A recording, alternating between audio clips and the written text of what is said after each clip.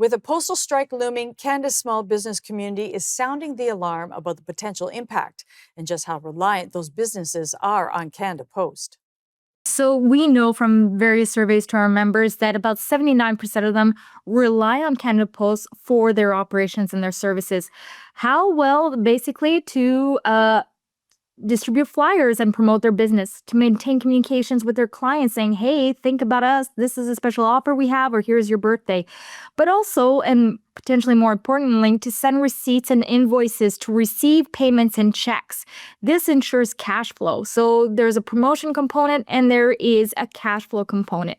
But of course, they also use it to send or receive inputs.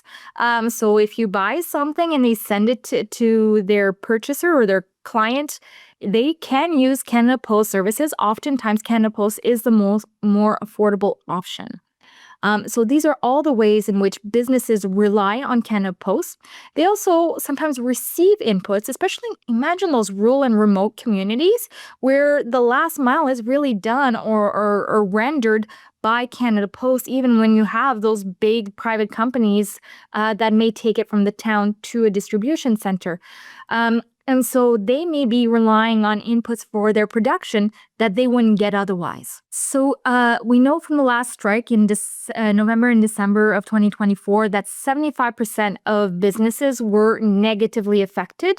It resulted in lost sales, increased cost of operations if they were able to find an alternative service provider, delays in payments, accrual of interest. So the costs are huge. And we asked our members to actually quantify that.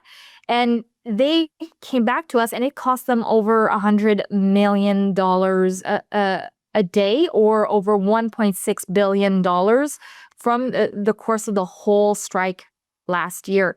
So it's not a small amount. $1.6 billion lost amongst our SMEs. That's not to talk about the potential impact on the broader economy, seniors, rural communities writ large, First Nations communities. All in all, there are still many people and many regions that are dependent on Canada Post. It is not just to receive bills, and it's not just about the urban reality. We also asked for CFIB's position on what needs to be done to prevent a work stoppage.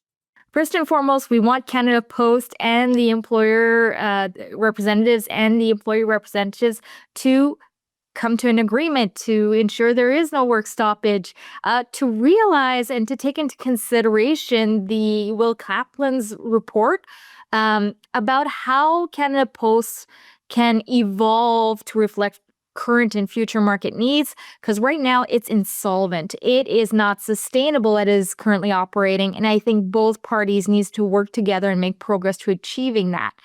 Otherwise, they're going to stay apart. The demands aren't going to be realistic. And yeah, there's going to be other strikes and work stoppages, which is not favorable to Canada or the economy.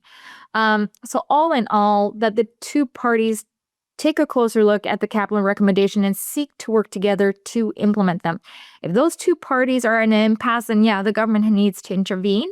They need to ensure that it is clear that they are behind Canada Post supporting a new restructuring and ensuring that the services they deliver that are affordable and accessible remain now into the future.